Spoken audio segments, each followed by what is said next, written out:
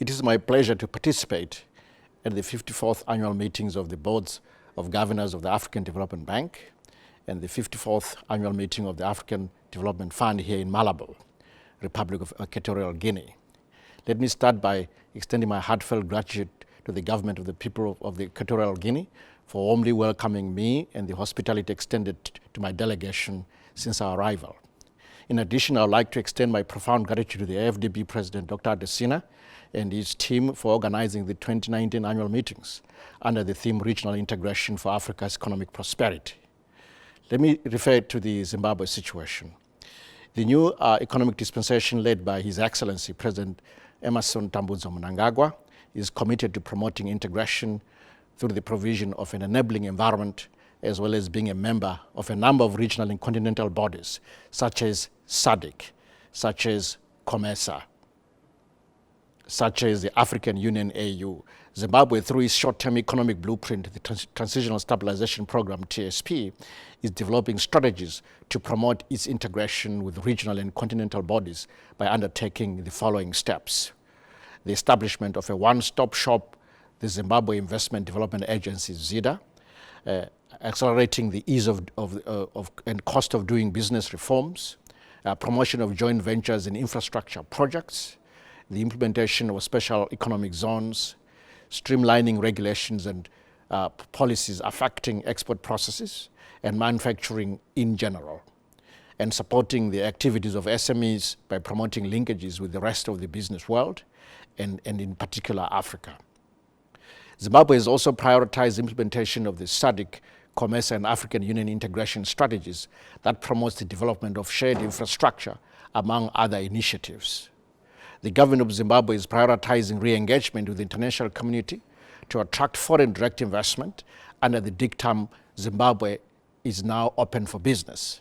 The reforms being implemented by the government under the Transitional Stabilization Program of October 2018 to 2020 are beginning to show positive developments, as the twin deficit challenge of the fiscal and current account are coming under control. Government has started realizing a budget surplus, this being achieved through containing expenditures by reducing the wage bill and plugging revenue leakages through improving the Zimbabwe Revenue Authority, ZIMRA's tax management revenue system, and revenue enhancement measures such as the 2% intermediate money transfer tax, among others.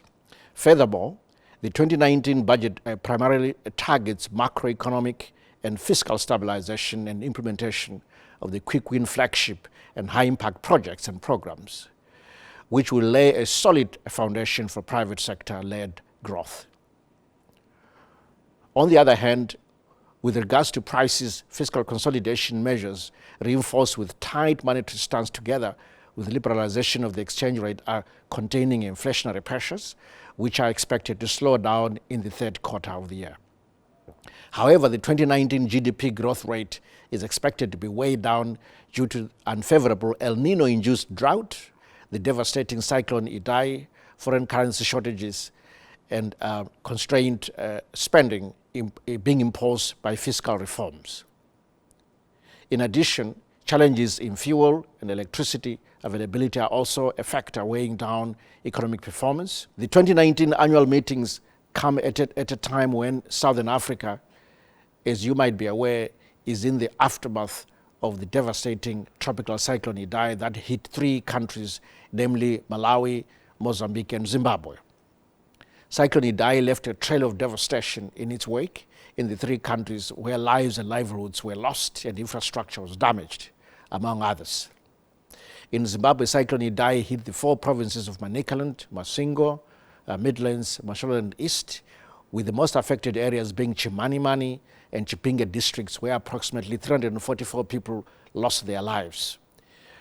On behalf of the government of Zimbabwe, His Excellency, the President of the Republic of Zimbabwe, and on my own behalf, I would like to acknowledge the support from the international community and also in particular the heartfelt condolences from the bank group extended by the President, Dr. Adesina, on his behalf and that of the bank group towards the victims of the devastating cyclone. The support from the various development partners, including the bank's swift response towards the disaster, is highly commendable and appreciated. To this end, the bank instituted a three-party multi-pronged disaster mitigation relief and construction effort to assist Zimbabwe, Mozambique and Malawi through the establishment of a special relief fund amounting to $400,000 for Zimbabwe, especially set aside for aid efforts in some West-affected areas, which will be administered by the UNICEF, setting up of an economic recovery funding by the bank's transitional support facility, the TSF, to help disperse $100 million this quarter to assist the three countries, and leading global efforts for the Bairo Regional Corridor reconstruction plan, given the vital importance of this critically needed economic route for Zimbabwe and its neighbors. Mention should also be made of the bank's participation at the Cyclone Idai response roundtable, co-hosted by the United Kingdom and Portugal on the sidelines of the IMF World Bank spring meetings in April 2019, which is well appreciated. Regional integration for Africa's economic prosperity.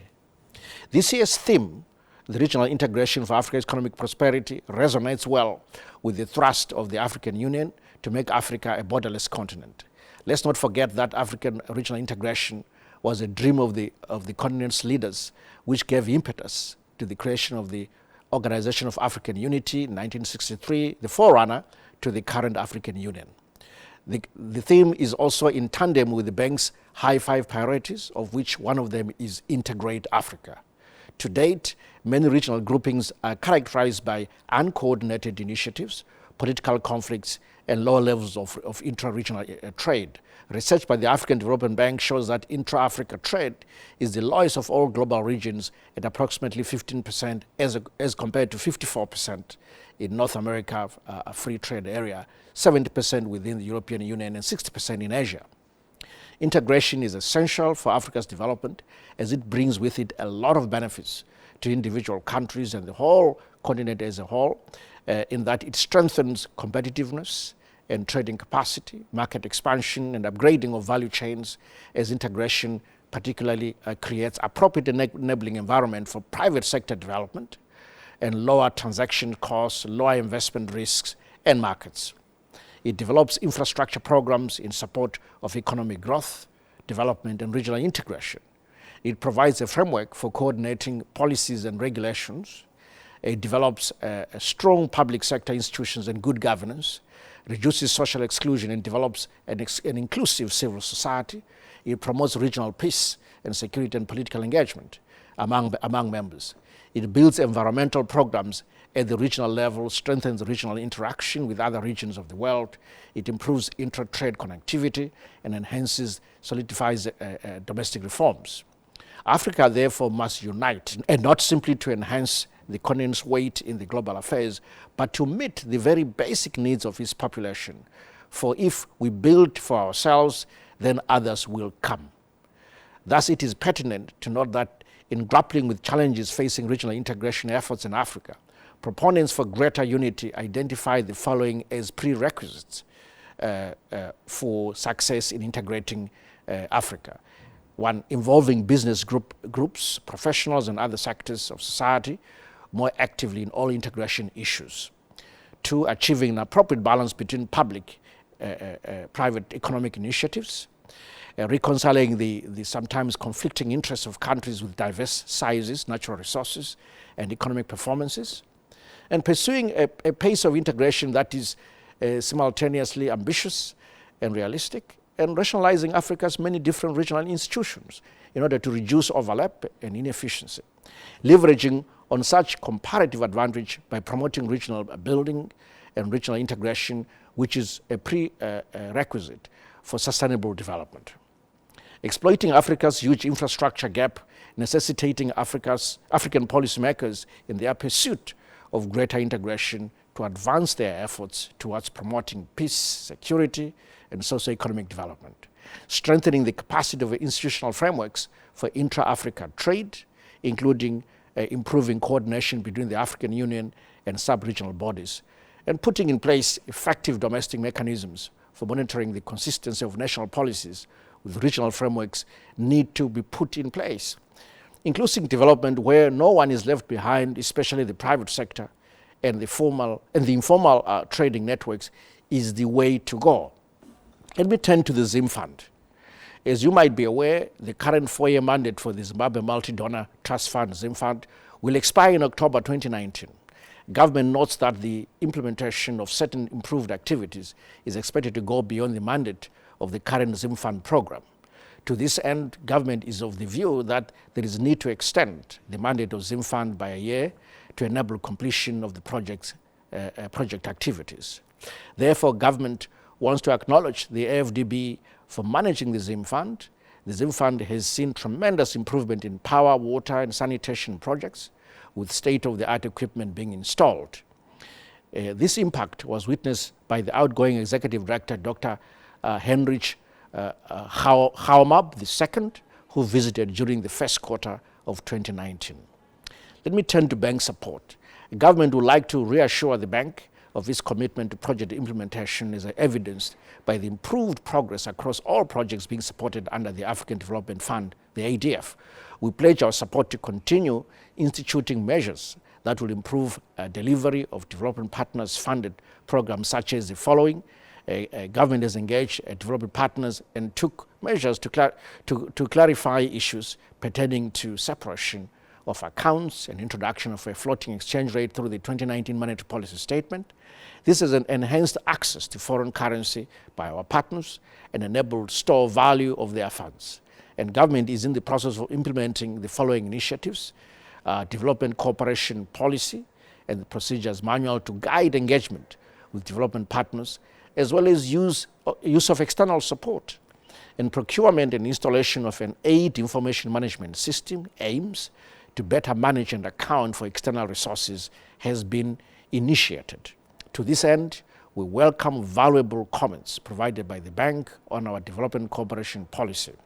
These interventions are reflective of the level of government commitment to improve performance of development partner-funded projects in order to maximize value for money. In addition, we've been working closely with the project implementing entities to ensure that project steering and technical committee meetings are held regularly, as stated in the protocols of agreement. Regular portfolio review meetings are held and reported challenges are acted upon timelessly. Government continues to review internal processes that delay movement of communication with the intention of eliminating bureaucracy. And quarterly, annual, and audit reports are being timelessly submitted. Meanwhile, government is awaiting for approval under ADF 14 of the following projects: the Zimbabwe, Zambia, Botswana, Namibia interconnector project of $27.3 million US dollars. Regional power project, Zimbabwe Revenue Authority, ZIMRA, covering the acquisition of the tax management system. That's a $2 million US dollar project. And contribution to the feasibility study of the Batoka Gorge hydroelectric scheme, a contribution of $1.4 million US dollars. To this end, the government is urging the bank to expedite approval of the above pipeline projects, which are due to be tabled before the board in 2019. Let me turn to arrears clearance and debt restructuring. Government is committed and continues to engage various creditors for the arrears clearance, an initiative expected to open access to new development financing. It should be noted that the country's capacity to clear old arrears and meet obligations arising from the new financing hinges on the strength of the economy, which in turn requires implementation of the deep reforms under the TSP. To this end, government and the International Monetary Fund reached an informal and flexible instrument agreement, the Staff Monitored Program, the SNP, in April 2019 on macroeconomic policies and structural reforms that will underpin dialogue on the country's economic policies. The SNP will be monitored on a quarterly basis with the intention to implement a coherent set of policies that can facilitate a return to economic stability. Successful implementation of the SMP will assist in building a track record and facilitate Zimbabwe's re-engagement with the international community.